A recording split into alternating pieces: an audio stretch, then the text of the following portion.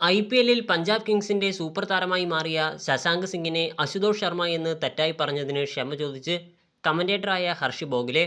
Kolkata night റൈഡേഴ്സിനെതിരെ 28 പന്തിൽ നിന്ന് 68 runs അടിച്ചെടുത്ത Shashank ഒരിക്കൽ കൂടി പഞ്ചാബ് കിങ്സിന്റെ ഹീറോയായി നിൽക്കുമ്പോഴാണ് ഹർഷ് ബോഗ്ലെ താരത്തിന്റെ പേര് തെറ്റായി പറയുന്നത്.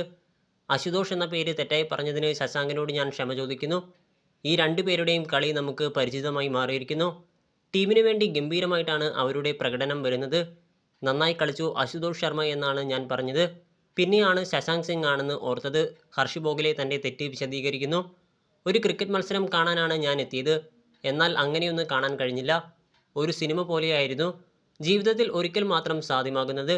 ശശാങ്കും ബെയർസ്റ്റോയും ചേർന്ന് 82 റൺസാണ് കണ്ടെത്തിയത്. അതിൽ 68 റൺസും നേടിയെടുത്തത് ഇന്ത്യൻ ബാറ്റർ തന്നെ.